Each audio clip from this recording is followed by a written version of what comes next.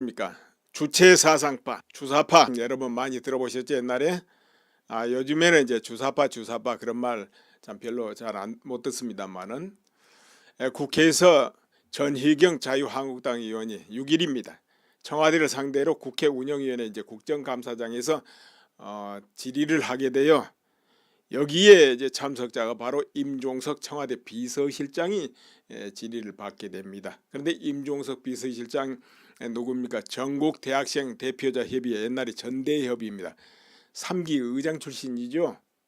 이가 그러다 보니까 전희경 의원이 청와대에 임 실장이 전대협 의장 출신임제 지적하고 전대협의 강령이요 반미 민중에 근거한 진보적 민주주의 등을 이제 이렇게 밝히고 있는데 청와대에 들어간 전대협 인사들이 그 같은 사고에서 벗어났는가 볼 수가 없다 이렇게 이제 제기를 하게 돼요.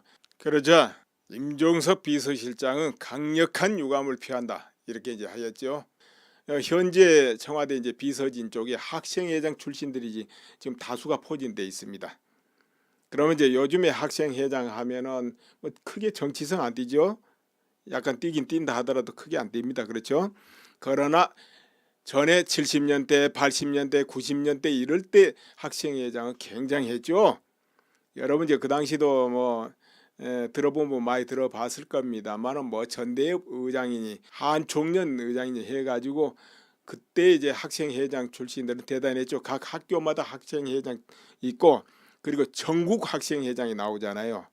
그 학생회장 중에서 그러다 보면 그때는 어땠습니까? 날이 먼 날마다 대학가가 뭐 공부할 새가 없었죠. 민주투쟁이다, 독재 저항 투쟁이다 해가면서 격렬한 그 당시는 이제 시위를 했지 않습니까? 그러다 보니까는 정부 정보기관이나 일반 경찰 이런 데서는 그런 의장들 뭐 학생회장들 잡으러 다니고 학생회장들 또 피해 다니고 그때는 난리도 아니었죠. 그러다 보니까 아무래도 이제 지금 청와대에 그런 학생회장들이 많이 들어가 있으니까 전희경 의원이 이제 그런 질문을 한 것이죠. 예, 전희경 의원 국회 질의 이 부분에는 여기서 일단 끊고 도대체 주사파, 주체사상 이런 게 뭐냐 이 부분을 한번 들여다보고 또 그리고 모두가 체제, 이 국가 체제라든가 이런 걸 많이 고민을 해요. 이 체제가 좋겠다, 뭐 자본주의가 좋겠다, 공산주의가 좋겠다, 사회주의가 좋겠다, 무슨 뭐 민족주의가 좋겠다 등등등등 이것이 우리가 공평하게 잘 살 수 있는 길 아니냐 이런 거 이제 모색하는 과정에서 이런 어떤 학생운동이 나옵니다. 그렇기 때문에 그 시절에 그때의 학생운동 사상은 도대체 뭐였겠냐 이런 걸 한번 들여다보고 그러면 그로부터 세월이 많이 흘렀습니다. 그러면 지금쯤은 어떻게 돼가 있을까? 이제 그 당시 학생운동을 하고 그랬던 이들이 현재는 다 뭐 50, 60대, 40대 전부 우리나라 주류 세력이 다 됐거든요. 어떻게 됐든지 간에 어느 기관이 됐든지 뭐 노조 쪽으로 들어갔든 국회로 들어갔든 어디로 갔든 전부 그렇게 돼 있습니다. 그럼 그들이 참 사상의 변화를 많이 겪었겠죠. 세월이 흐르면서. 그래서 그 부분 한번 일단 들여다볼까 합니다. 그리고 이 세계에는 수많은 체제가 현재도 시험되고 있어. 이 전 지구상에서. 그럼 어떤 체제가 그래도 우수하고 한국에는 어떤 체제가 맞을까 이런 것도 한번 고민해 볼 거예요.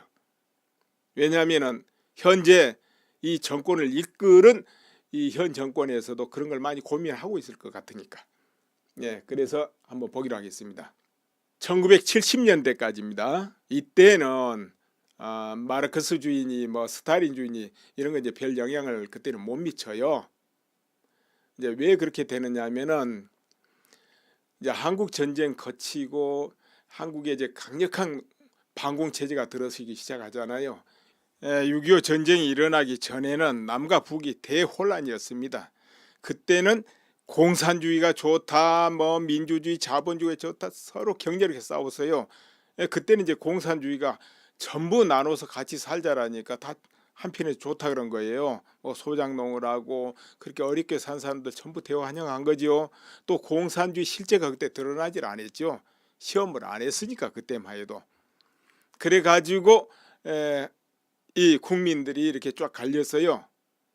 공산주의 좋다는 쪽, 싫다는 쪽. 그러다 보니까 격렬하게 이제 싸움이 일어나고 그랬는데 아무래도 이제 남쪽에서는 반공 체제가 들어서고 북쪽에서는 김일성 이제 위주로 해가지고 공산주의 체제가 들어섰단 말이에요.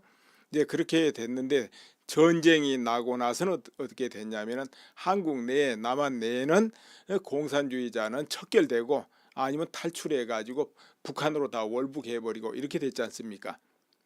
그리고 또 전쟁 중에 일사후퇴 같은 걸 통해 가지고 북한에서 살던 국민들이 대거 남하를 하게 돼 공산주의는 살 곳이 아니다 이라고는 한 천만이 이렇게 이산 가족이 생기는 게 다 그래서 생긴 거거든요. 물론 그렇게 탈출해 온 이유 중에는 뭐 하도 전쟁 중에 폭격이 심해서 살 수가 없어서 넘어왔다 이런 사람도 있고 그렇습니다만은 기본 그 기저에는 뭐가 있느냐면 공산주의 몇 년 겪어보니까 살 곳이 아니다 이거예요. 전부 수탈하고 전부 개인권은 일체용 나오고 다 뺏어가지고 털털이 만들어 버리니까 그리고 뭐 배급타가라라니까 그러니까 여기서는 살 곳이 아니다. 그건 인간은 본능하고 이제 안 맞잖아요. 인간은 본능이란 건 내 거, 내 집, 내 옷 이런 게 있어야 되거든. 그게 아니다 이 말이에요 거기는. 그래서 이제 남하를 하게 됩니다. 네, 그러다 보니까 한국 내는 공산주의 하면 이제 전부 혐오하는 그 분위기가 평배하게 된 것이죠. 이승만 대통령 이후로. 네, 한국은 그러나 정치가 그 이후로도 안정이 안 돼요. 그러다 보니까 이승만 대통령 또 4.19 이래가지고 화의망명도 하고 그 나중에 몇 대 거치고 나서 바로 박정희 대통령이 혁명 일으켜가지고 전국을 또 장악하죠. 이렇게 해가지고 박정희 대통령 체제가 이제 이어집니다. 이제 이런 과정을 통해서 굉장히 반공 이것이 이제 강화됩니다. 그런데 이제 북한은 어떠냐면 그때 김일성 체제로 해가지고 한국보다 훨씬 빨리 안정이 됐어요. 그러니까는 나라가 정리되고 발전하고 이것이 한국보다 좀 빨리 진행이 됐죠. 그러니까 70년대 80년대까지만 해도 북한이 더 잘 살고 있다 이렇게 이제 평을 받을 정도로 그렇게 안정이 됐습니다. 그쪽은. 그러다 보니까 아직도 이제 체제 논쟁이 이어지고 있는 것이죠. 그리고 또 박정희 대통령이 유신 체제 이런 등등을 거치고 그 다음에 또 전두환 체제 이렇게 거치면서 민주화에 대한 갈망, 자유에 대한 갈망, 그리고 독재, 반독재 이런 사상이 이제 싹트게 되고 또 반미 이런 것도 이제 같이 결합되죠. 여기에서 이제 자생적인 그런 이제 반미, 반자본, 반독재 그리고 자유 인권을 다 이런 좀 전에 말한 그런 분위기가 전국에 이제 팽배하는데 그런데 이제 그 시위 중심은 바로 대학가입니다. 노조도 아니고 대학가였어요. 대학가, 전국 대학가. 그러니까 이제 그 뒷면에는 또 정치인들도 있고 민주화라는 그 염화. 그래서 이제 그 당시에는 민주화 운동 이렇게 불렸잖아요. 그리고 또 노조도 그 당시 이제 한참 움트고 활동하고 하니까 또 노조도 개입되고 이제 이런 상황이죠. 물론 노조가 아주 강력하게 조직이 되고 그런 시기는 아닙니다. 그 당시 강력히 또 막았기 때문에 그렇게 안 되도록 막았어요. 이제 이렇게 하다 보니까는 박정희 대통령 측에서는 이 체제를 지켜야 된다. 이 절대적인 이제 지상명령이 눈앞에 있는 거죠. 왜 그러냐? 그게 국내 문제만 되면 그렇다 치는데 이게 북한이 또 가만히 있겠습니까? 북한이 개입을 하거든요. 어떤 형태로든 또 끼어들고 조종하고 그럴 수밖에 없고 지원을 하고. 그러다 보니까 김일성 주체 사상 이것이 이제 대학가의 접목이 되는 거예요. 김일성 또 주체 사상이 아까 거기 플러스에서 접목이 된다니까요. 이제 그 당시는 이제 그런 학생 운동화 뭐 하면서 참 감옥에도 많이 갔잖아요. 그런 시절입니다. 그런데 여기가 또 타격을 받을 때가 와. 그때가 언제냐 하면 여러분 잘 아시다시피 1991년입니다. 소련이 붕괴되는 거예요. 그래가지고 전 세계 그 공산주의 체제의 그런 나라들이 다 붕괴가 됩니다.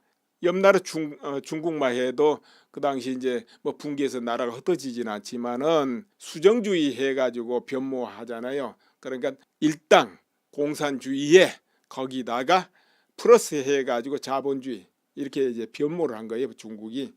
아무튼 다 붕괴가 됩니다.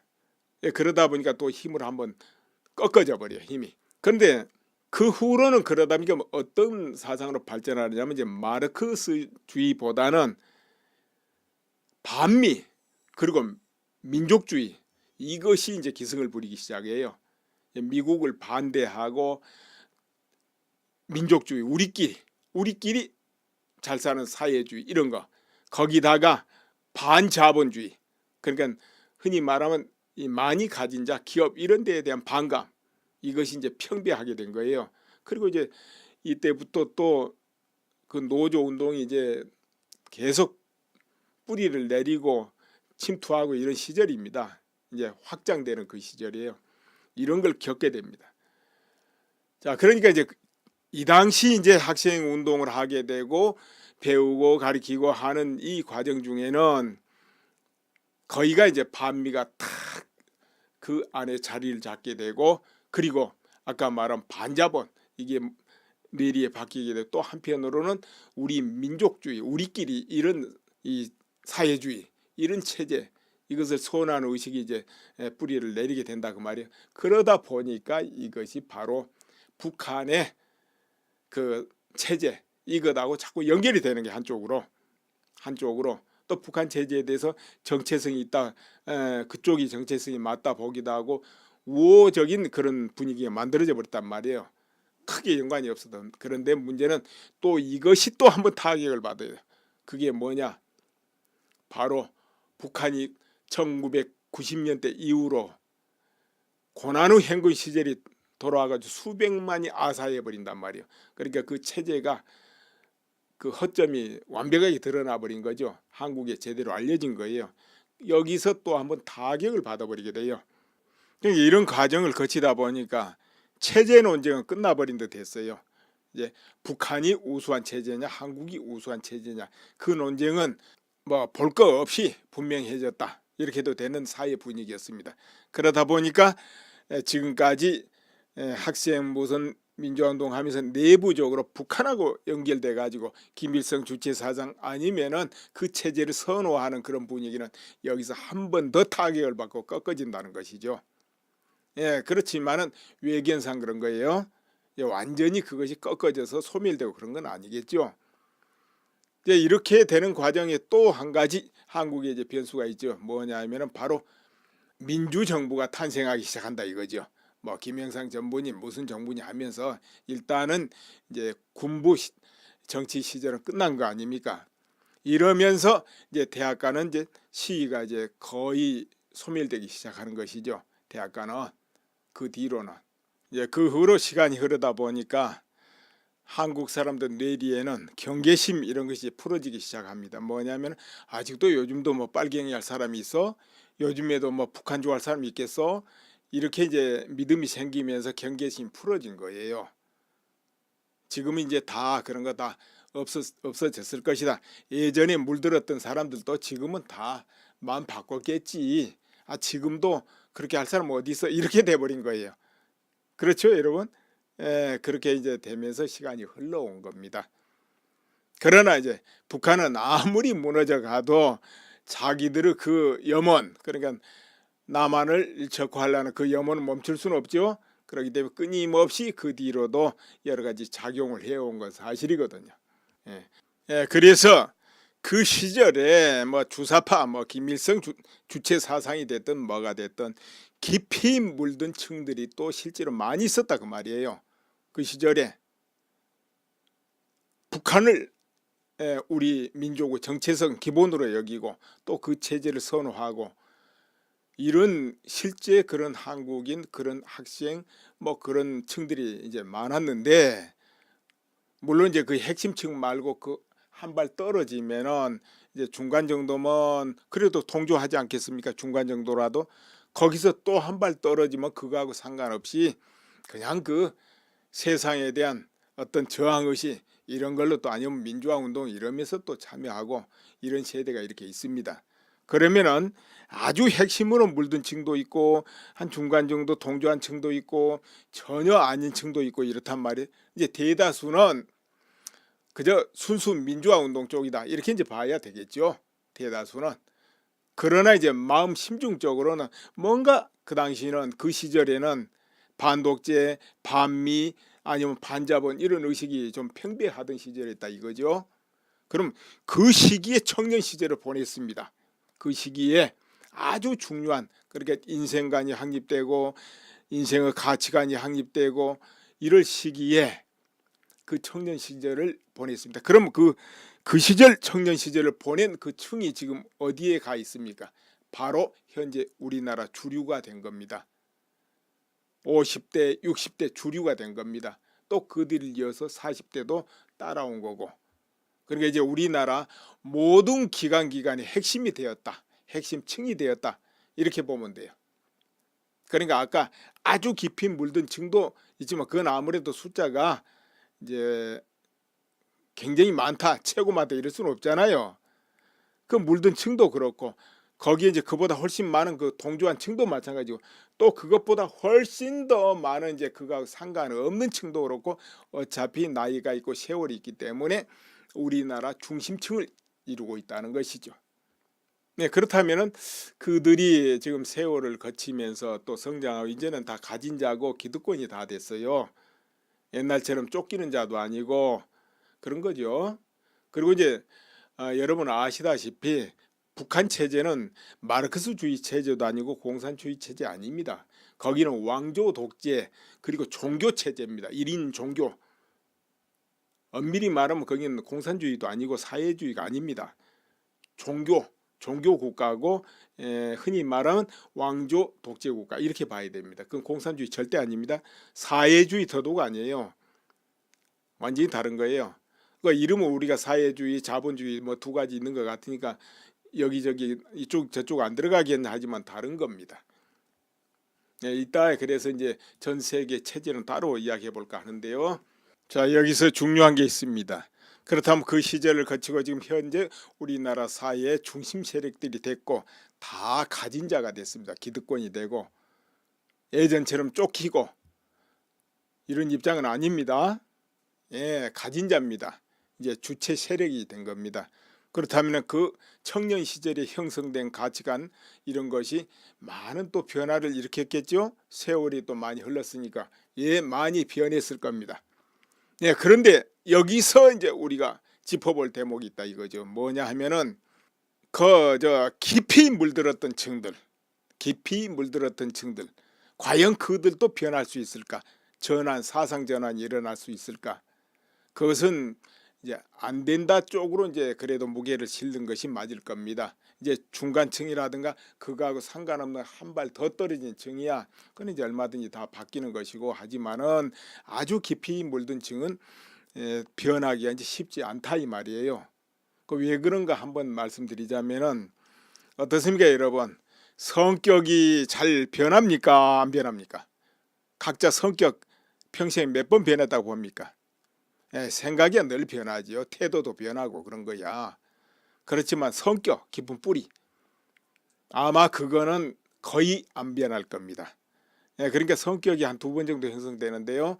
어려서 형성되는 성격, 그 다음에 사춘기에서부터 한 20대 그때 형성되는 성격이 있습니다. 이제 그때 형성된 성격이 평생을 거의 가지요. 근데 여러분 그때 형성된 게 지금 막 바뀌었습니까? 생각은 바뀌어도 성격은 아마도 잘 안 바뀔 겁니다.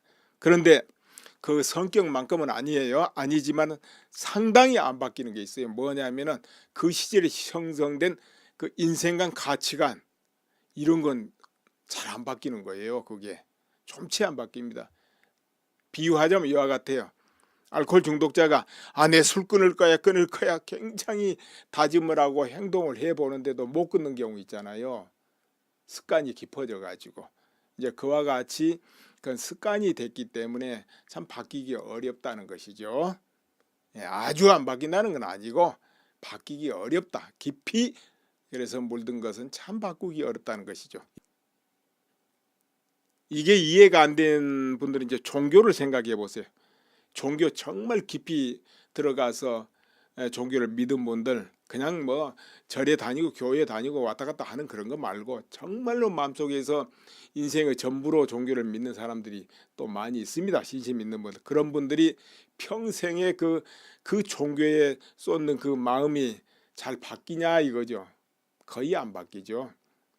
강약만 거기서 있죠. 거의 안 바뀌어요. 그러니까는 이 사상이라는 것은 한번 딱 가치가 확립되면 차만 바뀌는 겁니다. 아니 바꾸고 싶어도 못 바꿔요. 그 당시 학생 운동을 하고 그러면 얼마나 그 유대가 강해야 되겠습니까? 강할 수밖에 없죠. 서로 의지하고 지원하고 또 구속도 같이 되고 그런 시절이니까.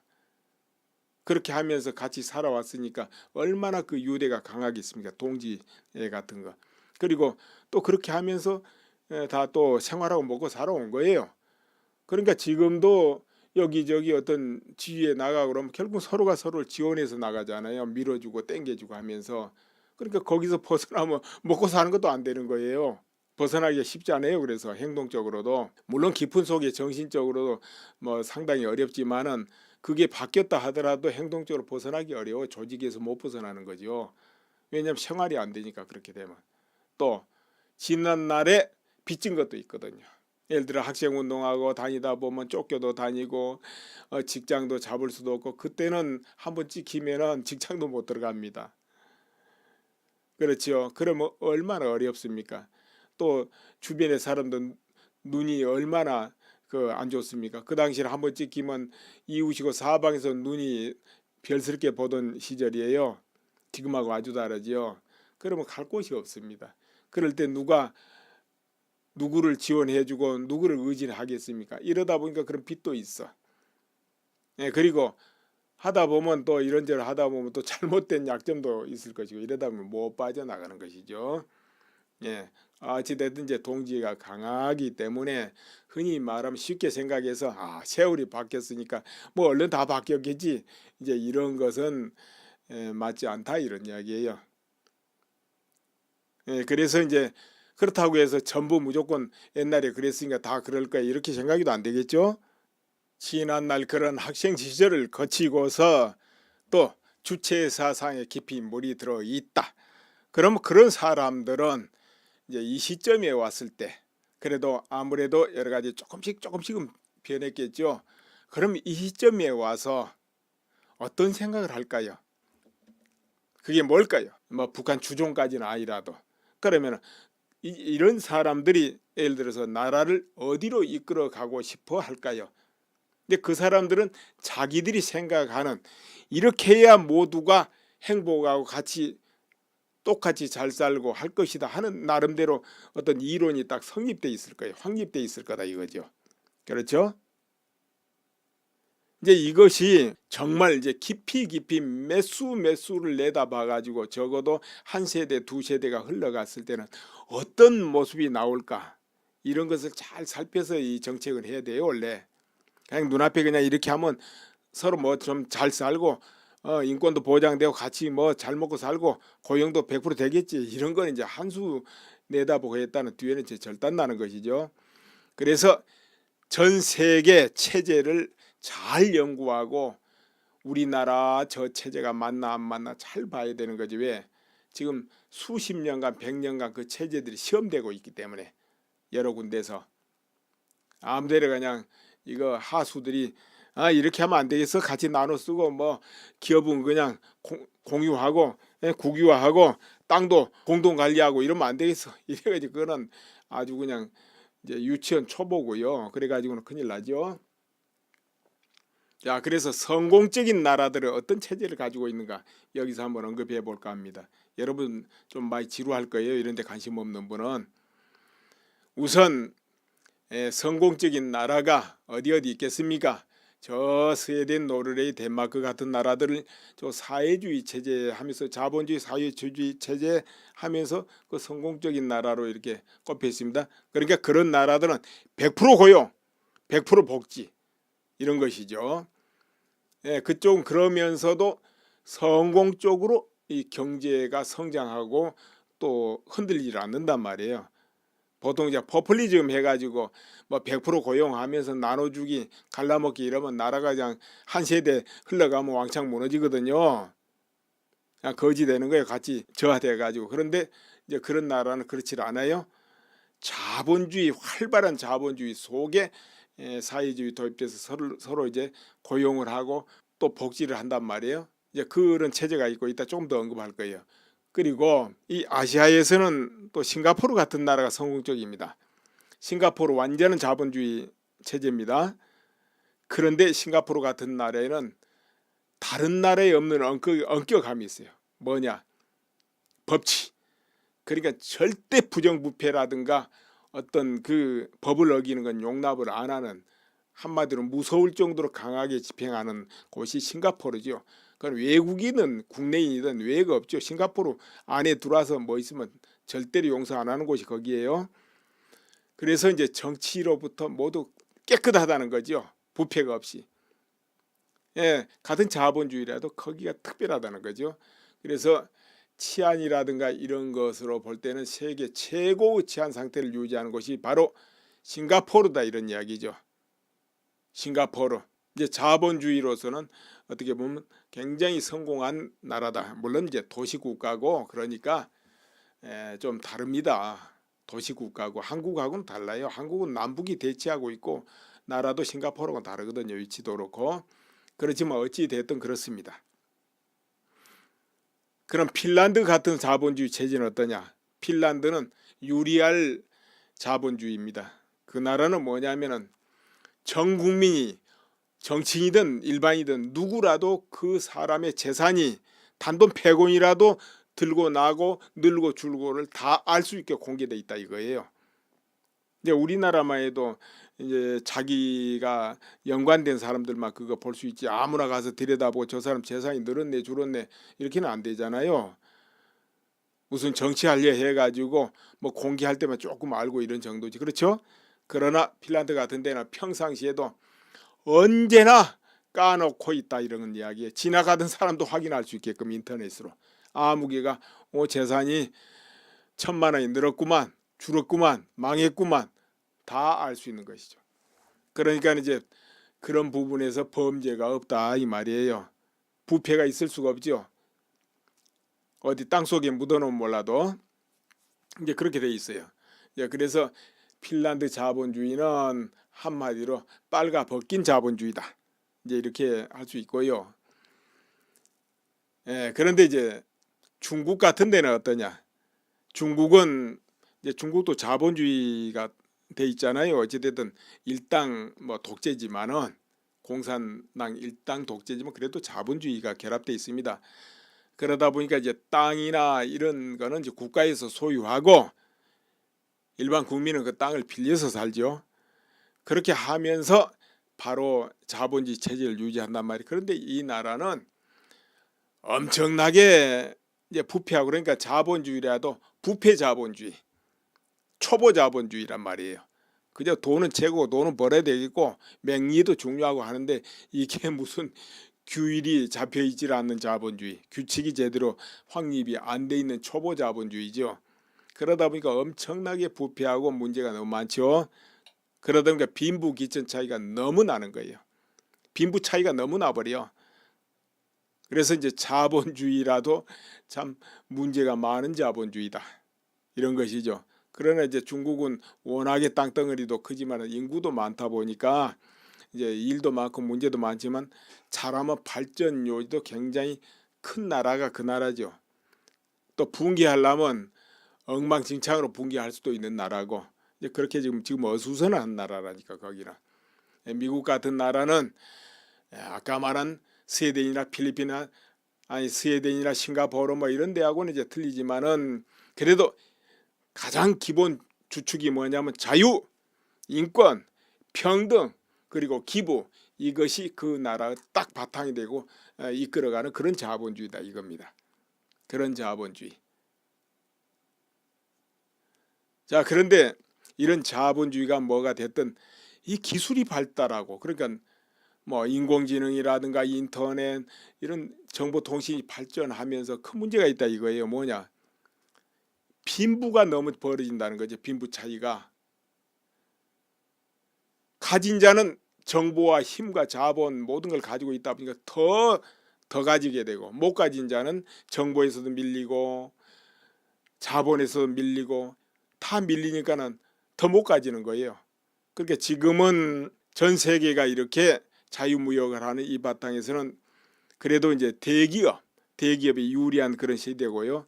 이렇게 되다 보니까 분배 문제가 크게 발생하고 있다 이거예요. 지금 모든 전 세계가 다 거기에 지금 봉착해 있습니다. 분배가 제대로 안 되는 거.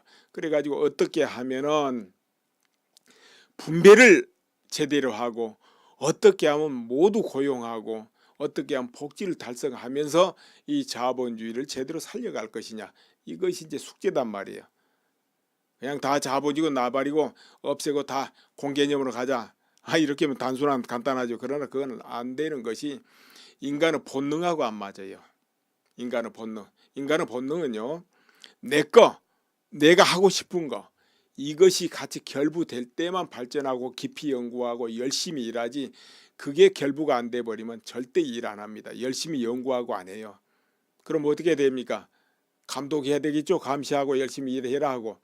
그럼 한 사람이 일하면 감독자가 하나 있어야 돼. 둘이 일하는 게 아니고 하나는 일하고 하나는 감독해. 그럼 또 뒤에서 그 사람들이 제대로 하나 또 딴 사람이 감시하고 감독해야 돼. 또 감시하고 감독해. 이러니까 이 나라가 되지를 않아요. 망하는 거예요. 그냥 무너지는 거예요. 한 세대 가면은. 더구나 일을 다 한다고 해도 일이 아니야. 예를 들어 포크레인 한 대 와서 해버릴 거 10명 20명이 그냥 깔짝깔짝 하고 있단 말이에요. 이래가지고 발전할 수가 없어요. 그래서 그건 안 되는 것이고, 어떻게 하면 과연 모두가 복지를 이루고 해야 하냐, 이게 숙제라니까요. 그래서 지금 연구들을 하고 있잖아요.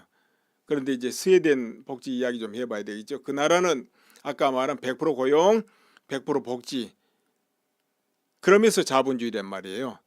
그래서 이제 이걸 통칭해서 사회주의 이렇게 말하는데, 대신에 그 사람들은 모든 그 자본 활동할 수 있는 걸 완벽하게 자유를 주고 규제를 없애고, 또 정치권이 아주 청정하게 하고, 이런 모든 그 훈련이 또 100여 년 정도 쌓여가지고 이렇게 되고 있죠. 다른 나라 쉽지 않아요. 거기다가 세금을 기본 한 50%는 걷어가 버린다, 이런 이야기죠. 우리나라 세금 10% 정도 되죠. 뭐 기업은 조금씩 다릅니다만은 아무튼 기본적으로 그냥 50% 정도 뜯어가 버리는 거, 세금을. 그렇게 하고 그걸로 가지고 분배를 하고 복지를 하고 노후 보장을 해주고 이렇게 하지 않습니까? 그런데 이제 이것이 국민 전체에 이게 자연스럽게 되려면 정말로 뭔가 자유롭고 민주적이면서도 베풀고 또 정부가 믿어지고 이래야만 가능한 거예요.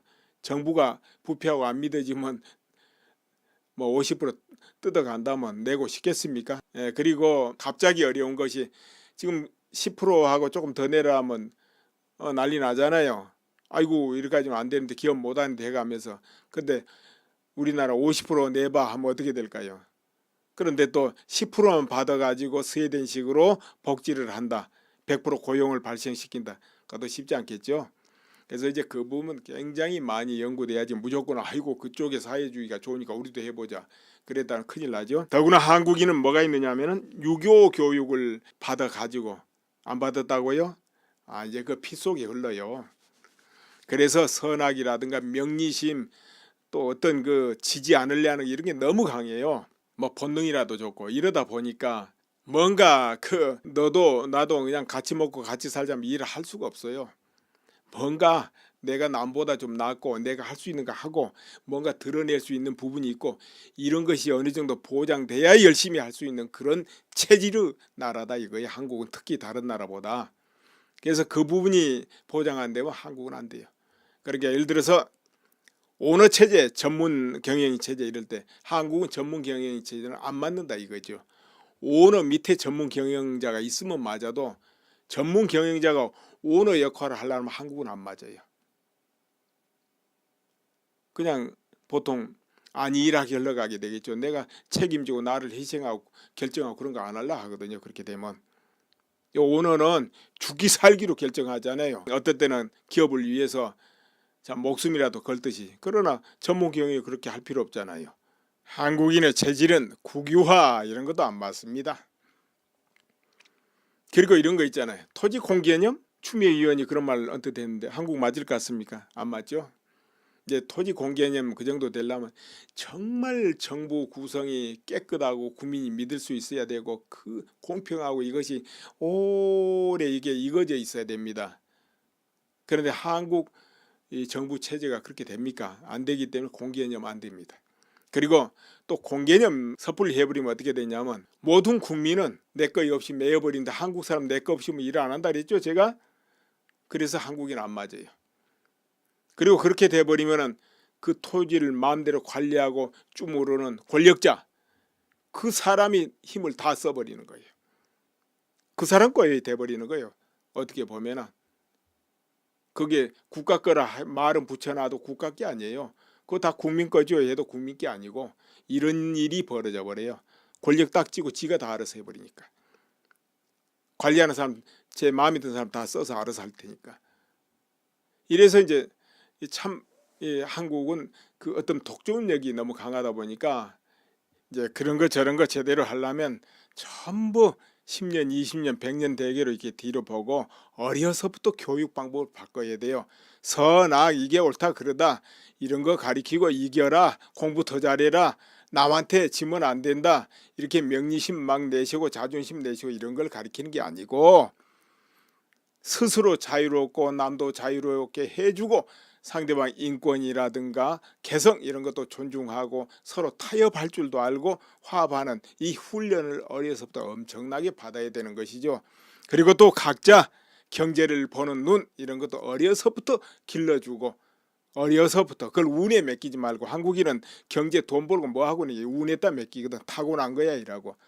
어려서부터 만들어가는 개념으로 어려서부터 그 훈련을 시켜야 된다니까 실물 훈련을. 그리고 매사 책임을 지고 그 자기 능력을 주변에 베풀고 기부하고 이런 것이 어려서부터 몸에 배게 바로 훈련이 돼야 된다는 것이죠.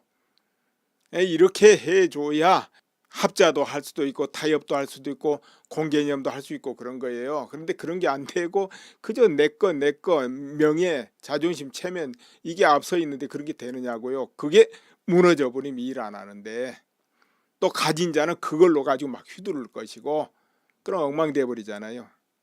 흔히 사회주의가 성공하려면 국민 전체 수준이 굉장히 높아야 됩니다. 아까 말한 책임의식 남이 감시 안 해도 자기 알아서 할 수 있고 그리고 자기 능력을 기부하고 베풀고 헌신하고 이것이 몸에 배 있어야 돼요. 그래야지 사회주의는 성공하지. 그게 부족한 데서 사회주의 같은 거 하면 아주 다 망가지고 무너져 버립니다. 그리고 개인 의식이 강한 곳에는 그게 안 맞아요. 그런 거. 그래서 현 시대 기술 시대 인공지능 시대를 맞이해서 어떻게 하면은 정말 고용률을 높이고 어떻게 하면 더 복지를 보장하고 그러면서도 아주 자유로운 그 경제 체제를 만들고 또 한국만의 그 고유 한국민의 그 특성 국민성이라도 좋고 그것을 살려서 그러니까 장점으로 승화시킬 것인가. 그 단점이 되면 투쟁으로 가요. 그거는 그 옳으니 그르니 선악이 관념이 강하기 때문에 한국인은 그게 단점으로 가면 싸움으로 갑니다. 그러니까 이걸 장점으로 승화 말하자면 장점으로 승화하게 되면 책임감 그리고 또 명예를 지켜가면서 열심히 노력하고 이루고 이런 걸로 갈 수 있거든. 이렇게 하느냐 이것이 이제 많은 연구가 필요하고 그렇게 제도를 정착해 가야 된다는 것이죠. 그러니까 아무데나 다른 나라에 좋으니까 갖다 뜯어다 할 수도 없고 그렇다고 해서 뭐 북한 추종이 됐든 뭐가 됐든 해가지고 뭐 어떤 사상으로 해가지고 북한식 그 사회주의를 민족주의다 하면서 그게 정통이다고 그거다고 전복하려고 한다면 이거는 그냥 이거는 망하고 죽는 길 최고 바닥을 찾아가는 거예요. 이제 그런 짓은 하면 안 되죠. 만약 그것이 옳다 이렇게 느끼고 있는 사람들은 더 한번 생각해보고 더 저 매수밖에 생각해가지고 관찰해봐야 된다니까. 전 세계 유리해보고 어떤 정책을 개발할 때는 결국은 모두가 합하고 모두가 만족하고 모두가 서로 자기 개성을 발휘해 가지고 열심히 일을 할 수 있게끔 그 풍토를 이제 조성해야 될 거 아니에요. 특히나 한국인들은 개성이 워낙 강하기 때문에 그 부분을 살려줘야 되거든. 예, 그러한데 그러나 이제 너무 빈부 차이가 벌어진다든지 이거 안 되겠죠. 그러면 한국은 투쟁이 일어나서 안 된다 이런 이야기죠. 그러니까 그것을 어떻게 최소화할 것인가. 그리고 모든 사람이 일을 할 수 있어야 돼요. 고용이 돼야 된다니까. 고용. 그럼 고용을 늘리려면 뭐가 있어야 됩니까? 그저 뭐 근로사업회에서 되겠습니까? 기업이 정상 투자해 가지고 제대로 된 일자리가 만들어져야 되겠죠. 특히나 고급 일자리 많이 생기면 좋고. 왜 그러냐? 한국인들은 다 고등교육을 다 받고 있기 때문에 그렇게 해 가지고 고용이 딱 넉넉하게 되고, 그렇게 되면은 또 세수가 그만큼 많이 거칠 거 아닙니까? 기업이 또 이익을 내고 이렇게 되고 그것을 또 바로 복지로 돌리고 이렇게 선순환이 일어나야 될 거 아니에요? 그런데 문제는 기업이 무너지고 기업이 설 자리가 없고 반기업 정서가 팽배해 가지고는 안 된다 이거예요. 반기업 정서 팽배하면 우선 기업이 다 떠날 텐데, 또 기업이 위축돼 가지고 활동을 못하고 투자 의욕이 상실될 텐데 여기서 어떻게 양질의 일자리가 만들어지느냐 이거죠. 그거 안 만들어니까 그럼 공무원을 그냥 왕 늘려 가지고 한다? 그건 망하려는 짓이죠. 그거 오히려 이 시대는 공무원 그냥 반으로 팍 줄여야 되는데, 에? 통폐합하고 이렇게 해가지고 한 가지 뭐 허가 한번 내려면 두 군데 세 군데 계속 쫓아다니면서 해야 되잖아요. 그것을 한 군데나 두 군데를 모으고 10군데 쫓아다닐 거 적어도 한 두 군데 가서 딱 하면 해결되고, 이렇게 규제도 줄이고 통폐합하고 이렇게 해줘야 된단 말이에요. 그러면 또 당연히 공무원제 숫자 줄여야 되겠네요. 그런데 여기다 그냥 팍 늘려버린다 이러면 안 되죠. 그렇게 해서 일자리를 만들라 하는 것은 나중에 엄청난 부담을 준다 이 말이에요. 되지도 않는 연금 어마어마하게 나갈 것이고, 그건 누가 물어내야 돼요? 국민 세금 아니에요 그거? 그럼 후세가 다 부담해야 된다니까, 2세들이. 그래가지고는 안 되죠. 그래서 이제 기업이 정상 활동을 하도록 만들어줘야 된다 이런 이야기죠. 서구에도 다 노조 있습니다. 강합니다. 스웨덴 같은 데도 노조가 강하지만 거기는 완벽하게 이 경영 이 부분은 간섭 안 하고 조화를 이루고 있거든. 조화를 이루어요. 이 노조하고 경영은 다른 겁니다. 경영자는 특수 머리가 뇌가 달라요. 투자 경영 이건 뇌가 다른 겁니다. 아무나 하는 거 아니에요. 일 잘하고 기술이 있다고 경영 안 되는 거예요. 이거 본래 그 체질이 다르기 때문에 나누어야 돼요. 그래서 노조는 경영에 관여하면 안 됩니다 원래. 그리고 기업들이 계속 투자를 해야만 어찌됐든 직장은 늘어가는 거니까 투자를 유도한다 이 말이에요. 특혜를 줘가면서라도 투자를 하면 특혜를 주는 거예요. 그리고 이제 안정될 때까지 지원하고 안정이 되고 나서 기업이 이윤을 많이 내기 시작하면 그때부터는 세금을 점점 높여가지고 많이 걷어들이고 이제 지원한 만큼 또 이익을 많이 낼 때는 받아들이는 거예요. 그래도 되지요. 왜 그러냐? 기업은 안정적으로 굴러가니까. 그리고 또 그 이윤을 가지고 재투자를 하겠다면 또 거기서 다시 특혜를 주면 돼요. 이렇게 해서 계속 투자를 연속시키는 거죠. 투자를 해서 직장을 늘리고 고용이 늘어나면 세금은 여전히 똑같이 거쳐요. 어떤 형태로든 기업에서 내는 세금만 안 거친다 뿐이지 고용을 해가지고 그 임금이 급여가 지출되고 그게 또 돌잖아요. 그렇게 세금을 계속 거치는 거예요. 어찌됐든 그렇게 해서 직장을 늘리고 100% 고용하고 또 그러면서 한쪽으로만 계속 몰리는 것을 세금으로 이렇게 환수해 가면서 바로 복지를 하고 어떻게든지 고용과 복지가 이루어지면서 그리고 활발한 자본 활동을 하게끔 이것이 보장돼야 된다는 것이죠. 자, 오늘은 여기서 이만 줄이겠습니다. 있어요. 뭐냐? 법치. 그러니까 절대 부정부패라든가 어떤 그 법을 어기는 건 용납을 안 하는, 한마디로 무서울 정도로 강하게 집행하는 곳이 싱가포르죠. 그건 외국인은 국내인이든 외가 없죠. 싱가포르 안에 들어와서 뭐 있으면 절대로 용서 안 하는 곳이 거기에요. 그래서 이제 정치로부터 모두 깨끗하다는 거죠. 부패가 없이. 같은 자본주의라도 거기가 특별하다는 거죠. 그래서 치안이라든가 이런 것으로 볼 때는 세계 최고의 치안 상태를 유지하는 곳이 바로 싱가포르다 이런 이야기죠. 싱가포르. 이제 자본주의로서는 어떻게 보면 굉장히 성공한 나라다. 물론 이제 도시국가고 그러니까 좀 다릅니다. 도시국가고 한국하고는 달라요. 한국은 남북이 대치하고 있고 나라도 싱가포르하고는 다르거든요. 위치도 그렇고. 그렇지만 어찌 됐든 그렇습니다. 그럼 핀란드 같은 자본주의 체제는 어떠냐? 핀란드는 유리할 자본주의입니다. 그 나라는 뭐냐면은 전 국민이 정치인이든 일반이든 누구라도 그 사람의 재산이 단돈 100원이라도 들고 나고 늘고 줄고를 다 알 수 있게 공개돼 있다 이거예요. 이제 우리나라만 해도 이제 자기가 연관된 사람들만 그거 볼 수 있지, 아무나 가서 들여다보고 저 사람 재산이 늘었네 줄었네 이렇게는 안 되잖아요. 무슨 정치하려 해가지고 뭐 공개할 때만 조금 알고 이런 정도지, 그렇죠? 그러나 핀란드 같은 데는 평상시에도 언제나 까놓고 있다 이런 이야기에 지나가던 사람도 확인할 수 있게끔 인터넷으로 아무개가 재산이 1000만 원이 늘었구만 줄었구만 망했구만 다 알 수 있는 것이죠.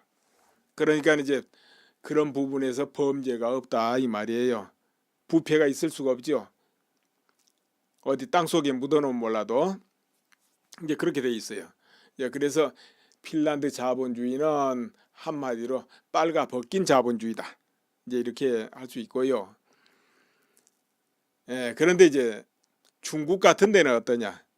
중국은 이제 중국도 자본주의가 돼 있잖아요. 어찌됐든 일당 뭐 독재지만은 공산당 일당 독재지만 그래도 자본주의가 결합돼 있습니다.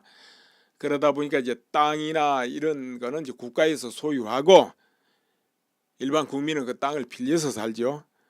그렇게 하면서 바로 자본주의 체제를 유지한단 말이에요. 그런데 이 나라는 엄청나게 이제 부패하고, 그러니까 자본주의라도 부패 자본주의, 초보 자본주의란 말이에요. 그저 돈은 최고, 돈은 벌어야 되겠고 명리도 중요하고 하는데 이게 무슨 규율이 잡혀 있지 않는 자본주의, 규칙이 그렇게 이제 되면서 시간이 흘러온 겁니다. 그러나 이제 북한은 아무리 무너져 가도 자기들의 그 염원, 그러니까 남한을 적화하려는 그 염원을 멈출 수는 없죠. 그렇기 때문에 끊임없이 그 뒤로도 여러 가지 작용을 해온 건 사실이거든요. 그래서 그 시절에 뭐 주사파, 뭐 김일성 주체 사상이 됐든 뭐가 됐든 깊이 물든 층들이 또 실제로 많이 있었다 그 말이에요. 그 시절에 북한을 우리 민족의 정체성 기본으로 여기고 또 그 체제를 선호하고 이런 실제 그런 한국인 그런 학생 뭐 그런 층들이 이제 많았는데, 물론 이제 그 핵심층 말고 그 한 발 떨어지면은 이제 중간 정도면 그래도 동조하지 않겠습니까? 중간 정도라도 거기서 또 한 발 떨어지면 그거하고 상관없이 그냥 그 세상에 대한 어떤 저항의식 이런 걸로 또 아니면 민주화 운동 이러면서 또 참여하고 이런 세대가 이렇게 있습니다. 그러면은 아주 핵심으로 물든 층도 있고 한 중간 정도 동조한 층도 있고 전혀 아닌 층도 있고 이렇단 말이에요. 이제 대다수는 그저 순수 민주화 운동 쪽이다 이렇게 이제 봐야 되겠죠. 대다수는. 그러나 이제 마음 심중적으로는 뭔가 그 당시는 그 시절에는 반독재, 반미 아니면 반자본 이런 의식이 좀 팽배하던 시절이었다 이거죠. 그럼 그 시기에 청년 시절을 보냈습니다. 그 시기에 아주 중요한, 그러니까 인생관이 확립되고 인생의 가치관이 확립되고 이럴 시기에 그 청년 시절을 보냈습니다. 그럼 그 시절 청년 시절을 보낸 그 층이 지금 어디에 가 있습니까? 바로 현재 우리나라 주류가 된 겁니다. 50대 60대 주류가 된 겁니다. 또 그들을 이어서 40대도 따라온 거고, 그러니까 이제 우리나라 모든 기관이 핵심이 되었다, 핵심층이 되었다 이렇게 보면 돼요. 그러니까 아까 아주 깊이 물든 층도 있지만 그건 아무래도 숫자가 이제 굉장히 많다, 최고 많다 이럴 수는 없잖아요. 그 물든 층도 그렇고 거기에 이제 그보다 훨씬 많은 그 동조한 층도 마찬가지고 또 그것보다 훨씬 더 많은 이제 그거하고 상관없는 층도 그렇고 어차피 나이가 있고 세월이 있기 때문에 우리나라 중심층을 이루고 있다는 것이죠. 네, 그렇다면은 그들이 지금 세월을 거치면서 또 성장하고 이제는 다 가진 자고 기득권이 다 됐어요. 옛날처럼 쫓기는 자도 아니고 그런 거죠. 그리고 이제 여러분 아시다시피 북한 체제는 마르크스주의 체제도 아니고 공산주의 체제 아닙니다. 거기는 왕조 독재 그리고 종교 체제입니다. 이 오너 체제, 전문 경영인 체제 이럴 때 한국은 전문 경영인 체제는 안 맞는다 이거죠. 오너 밑에 전문 경영자가 있으면 맞아도 전문 경영자가 오너 역할을 하려면 한국은 안 맞아요. 그냥 보통 안일하게 흘러가게 되겠죠. 내가 책임지고 나를 희생하고 결정하고 그런 거 안 하려 하거든요. 그렇게 되면 요 오너는 죽기 살기로 결정하잖아요. 어떨 때는 기업을 위해서 참 목숨이라도 걸듯이. 그러나 전문 경영이 그렇게 할 필요 없잖아요. 한국인의 체질은 국유화 이런 것도 안 맞습니다. 그리고 이런 거 있잖아요. 토지 공개념? 추미애 의원이 그런 말 언뜻 했는데 한국 맞을 것 같습니까? 안 맞죠? 이제 토지 공개념 그 정도 되려면 정말 정부 구성이 깨끗하고 국민이 믿을 수 있어야 되고 그 공평하고 이것이 오래 이게 이거져 있어야 됩니다. 그런데 한국 이 정부 체제가 그렇게 됩니까? 안 되기 때문에 공개념 안 됩니다. 그리고 또 공개념 섣불리 해버리면 어떻게 되냐면 모든 국민은 내 거 없이 매여버린다. 한국 사람 내 거 없이 일 안 한다 그랬죠 제가? 그래서 한국인은 안 맞아요. 그리고 그렇게 돼버리면은 그 토지를 마음대로 관리하고 쭈무르는 권력자 그 사람이 힘을 다 써버리는 거예요. 그 사람 거에 돼버리는 거예요. 어떻게 보면은 그게 국가 거라 말은 붙여놔도 국가 게 아니에요. 그거 다 국민 거죠. 해도 국민 게 아니고 이런 일이 벌어져 버려요. 권력 딱 쥐고 지가 다 알아서 해버리니까. 관리하는 사람 제 마음에 드는 사람 다 써서 알아서 할 테니까.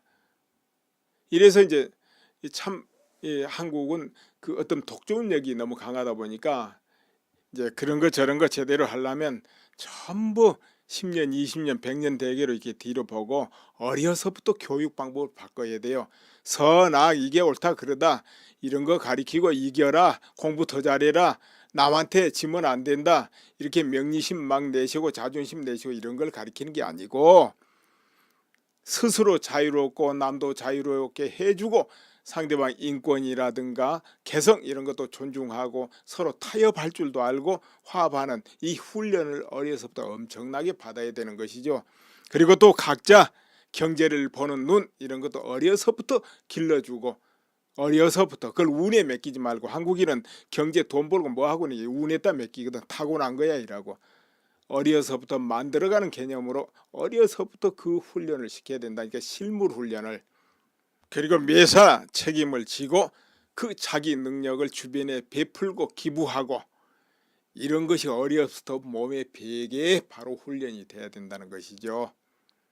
이렇게 해줘야 합자도 할 수도 있고 타협도 할 수도 있고 공개념도 할 수 있고 여러분 이제 그 당시도 뭐 들어보면 많이 들어봤을 겁니다만은 뭐 전대협 의장이니 한총련 의장이니 해가지고 그때 이제 학생회장 출신들은 대단했죠. 각 학교마다 학생회장 있고 그리고 전국 학생회장이 나오잖아요.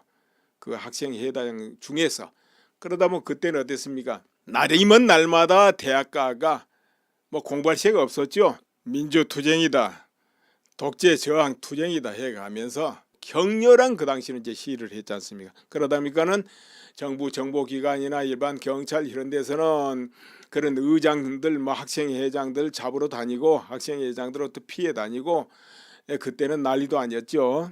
그러다 보니까 아무래도 이제 지금 청와대에 그런 학생회장들이 많이 들어가 있으니까 전희경 의원이 이제 그런 질문을 한 것이죠. 예, 전희경 의원 국회 질의 이 부분에는 여기서 일단 끊고 도대체 주사파 주체 사상 이런 게 뭐냐 이 부분을 한번 들여다보고 또 그리고 모두가 체제 이 국가 체제라든가 이런 걸 많이 고민을 해요. 이 체제가 좋겠다 뭐 자본주의가 좋겠다 공산주의가 좋겠다 사회주의가 좋겠다 무슨 뭐 민족주의가 좋겠다 등등등등 이것이 우리가 공평하게 잘 살 수 있는 길 아니냐 이런 거 이제 모색하는 과정에서 이런 어떤 학생운동이 나옵니다. 그렇기 때문에 그 시절에 그때의 학생운동 사상은 도대체 뭐냐 뭐였겠냐 이런 걸 한번 들여다보고 그러면 그로부터 세월이 많이 흘렀습니다. 그러면 지금쯤은 어떻게 돼가 있을까? 이제 그 당시 학생 운동을 하고 그랬던 이들이 현재는 다 뭐 50, 60대, 40대 전부 우리나라 주류 세력이 다 됐거든요. 어떻게 됐든지 간에 어느 기관이 됐든지 뭐 노조 쪽으로 들어갔든 국회로 들어갔든 어디로 갔든 전부 그렇게 돼 있습니다. 그럼 그들이 참 사상의 변화를 많이 겪었겠죠. 세월이 흐르면서. 그래서 그 부분 한번 일단 들여다볼까 합니다. 그리고 이 세계에는 수많은 체제가 현재도 시험되고 있어. 이 전 지구상에서. 그럼 어떤 체제가 그래도 우수하고 한국에는 어떤 체제가 맞을까? 이런 것도 한번 고민해 볼 거예요. 왜냐하면 현재 이 정권을 이끌은 이 현 정권에서도 그런 걸 많이 고민하고 있을 것 같으니까. 예, 그래서 한번 보기로 하겠습니다. 1970년대까지입니다. 이때는 마르크스 주의니 뭐 스탈린 주의니 이런 거 이제 별 영향을 그때는 못 미쳐요. 이제 왜 그렇게 되느냐면은 이제 한국 전쟁 거치고 한국에 이제 강력한 반공 체제가 들어서기 시작하잖아요. 6.25 전쟁이 일어나게 가지고 고용이 딱 넉넉하게 되고 그렇게 되면은 또 세수가 그만큼 많이 거칠 거 아닙니까? 기업이 또 이익을 내고 이렇게 되고 그것을 또 바로 복지로 돌리고 이렇게 선순환이 일어나야 될 거 아니에요? 그런데 문제는 기업이 무너지고 기업이 설 자리가 없고 반기업 정서가 팽배해 가지고는 안 된다 이거예요. 반기업 정서 팽배하면 우선 기업이 다 떠날 텐데 또 기업이 위축돼 가지고 활동을 못하고 투자 의욕이 상실될 텐데 여기서 어떻게 양질의 일자리가 만들어지느냐 이거죠. 그거 안 만들어지니까 그럼 공무원을 그냥 왕 늘려가지고 한다? 그건 망하려는 짓이죠. 그거 오히려 이 시대는 공무원 그냥 반으로 팍 줄여야 되는데 통폐합하고 이렇게 해가지고 한 가지 뭐 허가 한번 내려면 두 군데 세 군데 계속 쫓아다니면서 해야 되잖아요. 그것을 한 군데나 두 군데를 모으고 10군데 쫓아다닐 거 적어도 한 두 군데 가서 딱 하면 해결되고 이렇게 규제도 줄이고 통폐합하고 이렇게 해줘야 된단 말이에요. 그러면 또 당연히 공무원제 숫자 줄여야 되겠네요. 그런데 여기다가 그냥 팍 늘려버린다 이러면 안 되죠. 그렇게 해서 일자리를 만들라 하는 것은 나중에 엄청난 부담을 준다 이 말이에요. 되지도 않는 연금 어마어마하게 나갈 것이고 그건 누가 물어내야 돼요? 국민 세금 아니에요 그거? 그럼 후세가 다 부담해야 된다니까 이 세들이. 그래가지고는 안 되죠. 그래서 이제 기업이 정상 활동을 하도록 만들어줘야 된다 이런 이야기죠. 서구에도 다 노조 있습니다. 강합니다. 스웨덴 같은 데도 노조가 강하지만 거기는 완벽하게 이 경영 이 부분은 간섭 안 하고 조화를 이루고 있거든. 조화를 이루어요. 이 노조하고 경영은 다른 겁니다. 경영자는 특수 머리가 뇌가 달라요. 투자 경영 이건 뇌가 다른 겁니다. 아무나 하는 거 아니에요. 일 잘하고 기술이 있다고 경영 안 되는 거예요. 이거 본래 그 체질이 다르기 때문에 나누어야 돼요. 그래서 노조는 경영에 관여하면 안 됩니다. 원래. 그리고 기업들이 계속 투자를 해야만 어찌됐든 직장은 늘어가는 거니까 투자를 유도한다 이 말이에요. 특혜를 줘가면서라도 투자를 하면 특혜를 주는 거예요. 그리고 이제 안정될 때까지 지원하고 안정이 되고 나서 기업이 이윤을 많이 내기 시작하면 그때부터는 세금을 점점 높여가지고 많이 걷어들이고 이제 지원한 만큼 또 이익을 많이 낼 때는 받아들이는 거예요. 그래도 되지요. 왜 그러냐? 기업은 안정적으로 굴러가니까. 그리고 또 그 이윤을 가지고 재투자를 하겠다면 또 거기서 다시 특혜를 주면 돼요.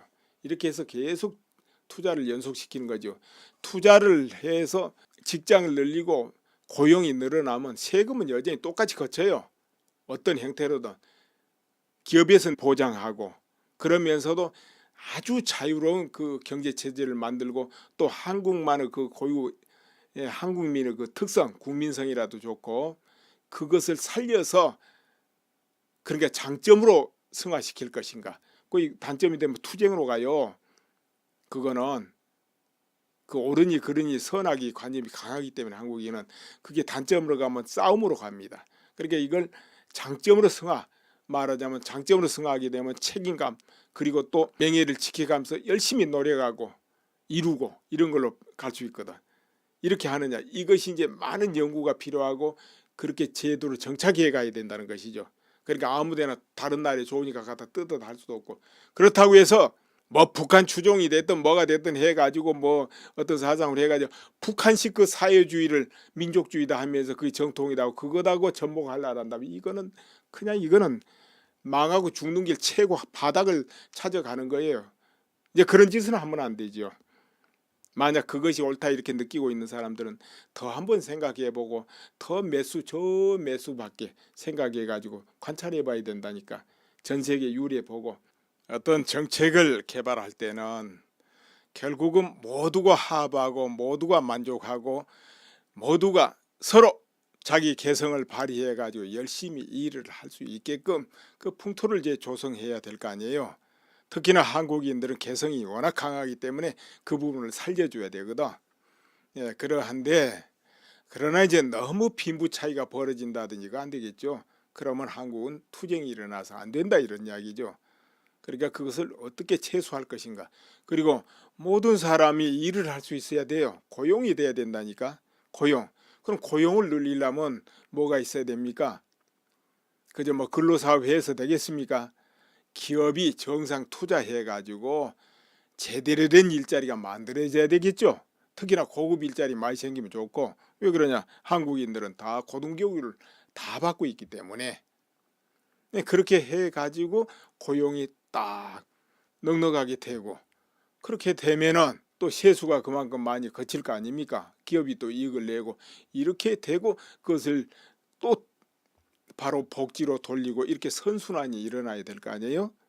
그런데 문제는 기업이 무너지고 기업이 설 자리가 없고 반기업 정서가 팽배해 가지고는 안 된다 이거예요. 반기업 정서 팽배하면 우선 기업이 다 떠날 텐데 또 기업이 위축돼 가지고 활동을 못하고 투자 의욕이 상실될 텐데 여기서 어떻게 양질의 일자리가 만들어지느냐 이거죠. 그거 안 만들어지니까 그럼 공무원을 그냥 왕 늘려 가지고 한다? 그건 망하려는 짓이죠. 그거 오히려 이 시대는 공무원 그냥 이것이 같이 결부될 때만 발전하고 깊이 연구하고 열심히 일하지, 그게 결부가 안 돼 버리면 절대 일 안 합니다. 열심히 연구하고 안 해요. 그럼 어떻게 됩니까? 감독해야 되겠죠. 감시하고 열심히 일해라 하고. 그럼 한 사람이 일하면 감독자가 하나 있어야 돼. 둘이 일하는 게 아니고 하나는 일하고 하나는 감독해. 그럼 또 뒤에서 그 사람들이 제대로 하나 또 딴 사람이 감시하고 감독해야 돼. 또 감시하고 감독해. 이러니까 이 나라가 되지를 않아요. 망하는 거예요. 그냥 무너지는 거예요. 한 세대 가면. 더구나 일을 다 한다고 해도 일이 아니야. 예를 들어 포크레인 한 대 와서 해버릴 거 10명 20명이 그냥 깔짝깔짝 하고 있단 말이에요. 이래가지고 발전할 수가 없어요. 그래서 그건 안 되는 것이고, 어떻게 하면 과연 모두가 복지를 이루고 해야 하냐, 이게 숙제라니까요. 그래서 지금 연구들을 하고 있잖아요. 그런데 이제 스웨덴 복지 이야기 좀 해봐야 되겠죠. 그 나라는 아까 말한 100% 고용 100% 복지, 그러면서 자본주의란 말이에요. 그래서 이제 이걸 통칭해서 사회주의 이렇게 말하는데, 대신에 그 사람들은 모든 그 자본 활동할 수 있는 걸 완벽하게 자유를 주고 규제를 없애고 또 정치권이 아주 청정하게 하고 이런 모든 그 훈련이 또 100여 년 정도 쌓여가지고 이렇게 되고 있죠. 다른 나라 쉽지 않아요. 거기다가 세금을 기본 한 50%는 걷어가 버린다 이런 이야기죠. 우리나라 세금 10% 정도 되죠. 뭐 기업은 조금씩 다릅니다만은 아무튼 기본적으로 그냥 50% 정도 뜯어가 버리는 거 세금을. 그렇게 하고 그걸로 가지고 분배를 하고 복지를 하고 노후 보장을 해주고 이렇게 하지 않습니까? 그런데 이제 이것이 국민 전체에 이게 자연스럽게 되려면 정말로 뭔가 자유롭고 민주적이면서도 베풀고 또 정부가 믿어지고 이래야만 가능한 거예요. 정부가 부패하고 안 믿어지면 뭐 50% 뜯어간다면 내고 싶겠습니까? 예, 그리고 갑자기 어려운 것이 지금 10%하고 조금 더 내라 하면 난리 나잖아요. 아이고 이렇게 하면 안 되는데 기업 못하는데 해가면서. 근데 우리나라 50% 내봐 하면 어떻게 될까요? 그런데 또 10%만 받아가지고 스웨덴식으로 복지를 한다. 100% 고용을 발생시킨다. 그것도 쉽지 않겠죠. 그래서 이제 그 부분 굉장히 많이 연구돼야지 무조건 아이고 그쪽의 사회주의가 좋으니까 우리도 해보자 그랬다는 큰일 나죠. 더구나 한국인은 뭐가 있느냐 하면은 유교 교육을 받아 가지고 안 받았다고요? 아 이제 그 피 속에 흘러요. 그래서 선악이라든가 명리심 또 어떤 그 지지 않으려는 이런 게 너무 강해요.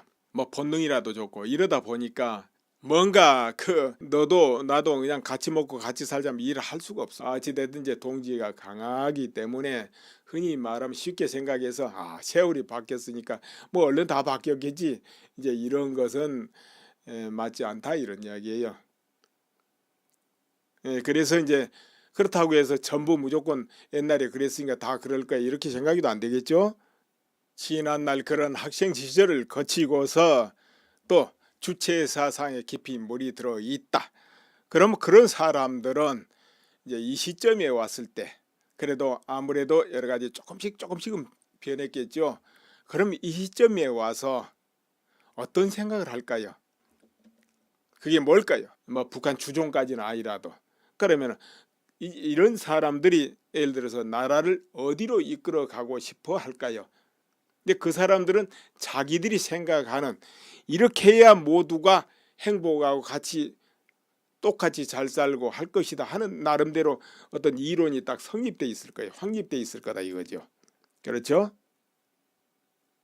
이제 이것이 정말 이제 깊이 몇 수를 내다봐 가지고 적어도 한 세대 두 세대가 흘러갔을 때는 어떤 모습이 나올까 이런 것을 잘 살펴서 이 정책을 해야 돼요. 원래 그냥 눈앞에 그냥 이렇게 하면 서로 뭐 좀 잘 살고 인권도 보장되고 같이 뭐 잘 먹고 살고 고용도 100% 되겠지 이런 건 이제 한 수 내다보고 했다는 뒤에는 이제 절단나는 것이죠.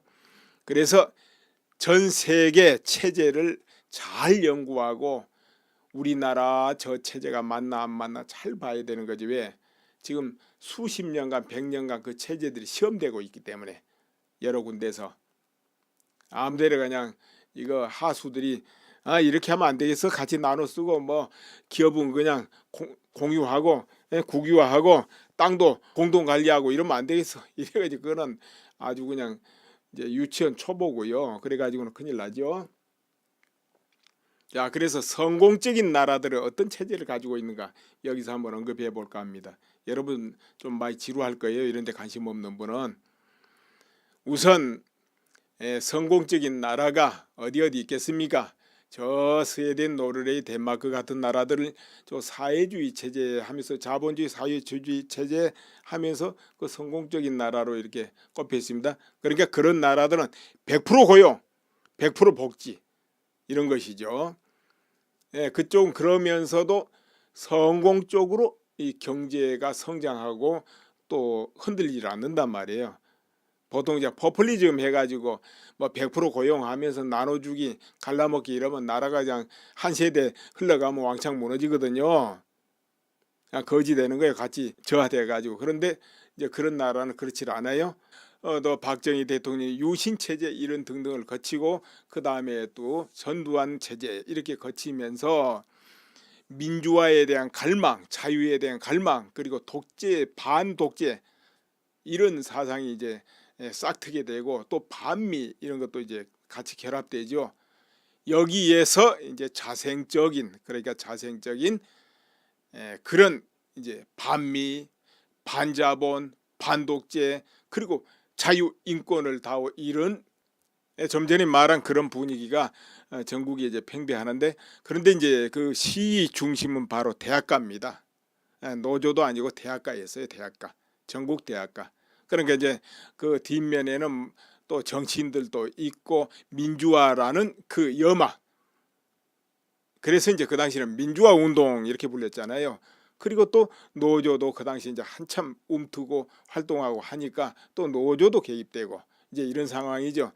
물론 노조가 아주 강력하게 조직이 되고 그런 시기는 아닙니다. 그 당시 강력히 또 막았기 때문에 그렇게 안 되도록 막았어요. 이제 이렇게 하다 보니까는 박정희 대통령 측에서는 이 체제를 지켜야 된다. 이 절대적인 이제 지상명령이 눈앞에 있는 거죠. 왜 그러냐? 그게 국내 문제만 되면 그렇다 치는데 이게 북한이 또 가만히 있겠습니까? 북한이 개입을 하거든요. 어떤 형태로든 또 끼어들고 조종하고 그럴 수밖에 없고 지원을 하고. 그러다 보니까 김일성 주체 사상 이것이 이제 대학가의 접목이 되는 거예요. 김일성 또 주체 사상이 아까 거기 플러스에서 접목이 된다니까요. 이제 그 당시는 이제 그런 학생 운동화 뭐 하면서 참 감옥에도 많이 갔잖아요. 그런 시절입니다. 그런데 여기가 또 타격을 받을 때가 와. 그때가 언제냐 하면 여러분 잘 아시다시피 1991년입니다. 소련이 붕괴되는 거예요. 그래가지고 전 세계 그 공산주의 체제 그런 나라들이 다 붕괴가 됩니다. 옆 나라 중국만 해도 그 당시 이제 뭐 붕괴해서 나라가 흩어지지는 않지만은 수정주의 해가지고 변모하잖아요. 그러니까 일당 공산주의에 거기다가 플러스 해가지고 자본주의 이렇게 이제 변모를 한 거예요. 중국이 아무튼 다 붕괴가 됩니다. 그러다 보니까 또 힘을 한번 꺾어져 버려요. 힘이. 그런데 그 후로는 그러다 보니까 어떤 사상으로 발전하느냐면 이제 마르크스주의보다는 반미 그리고 민족주의 이것이 이제 기승을 부리기 시작해요. 미국을 반대하고 민족주의 우리끼리 잘 사는 사회주의 이런 거 거기다가 반자본주의 그러니까 흔히 사회의 중심 세력들이 됐고 다 가진 자가 됐습니다. 기득권이 되고 예전처럼 쫓기고 이런 입장은 아닙니다. 가진 자입니다. 이제 주체 세력이 된 겁니다. 그렇다면 그 청년 시절에 형성된 가치관 이런 것이 많은 또 변화를 일으켰겠죠. 세월이 또 많이 흘렀으니까 많이 변했을 겁니다. 그런데 여기서 이제 우리가 짚어볼 대목이 있다 이거죠. 뭐냐 하면은 깊이 물들었던 층들 과연 그들도 변할 수 있을까? 사상 전환이 일어날 수 있을까? 그것은 이제 안 된다 쪽으로 이제 그래도 무게를 실는 것이 맞을 겁니다. 이제 중간층이라든가 그거하고 상관없는 한 발 더 떨어진 층이야. 그건 이제 얼마든지 다 바뀌는 것이고 하지만은 아주 깊이 물든 층은 변하기가 이제 쉽지 않다 이 말이에요. 왜 그런가 한번 말씀드리자면은 어떻습니까, 여러분? 성격이 잘 변합니까? 안 변합니까?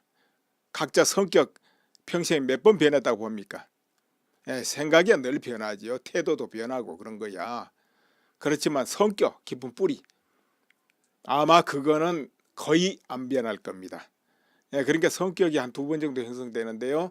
어려서 형성되는 성격, 그 다음에 사춘기에서부터 한 20대 그때 형성되는 성격이 있습니다. 이제 그때 형성된 성격이 평생을 거의 가지요. 근데 여러분 그때 형성된 게 지금 막 바뀌었습니까? 생각은 바뀌어도 성격은 아마도 잘 안 바뀔 겁니다. 그런데 그 성격만큼은 아니지만 상당히 안 바뀌는 게 있어요. 뭐냐면은 그 시절에 형성된 그 인생관 가치관 이런 건 잘 안 바뀌는 거예요. 그게 좀치 안 바뀝니다. 비유하자면 이와 같아요. 알코올 중독자가 내 술 끊을 거야 굉장히 다짐을 하고 행동을 해보는데도 못 끊는 경우 있잖아요. 습관이 깊어져 가지고 이제 그와 같이 그건 습관이 됐기 때문에 참 바뀌기 어렵다는 것이죠. 아주 안 바뀐다는 건 아니고 바뀌기 어렵다. 깊이 그래서 물든 것은 참 바꾸기 어렵다는 것이죠. 이게 이해가 안 된 분들은 이제 종교를 생각해 보세요.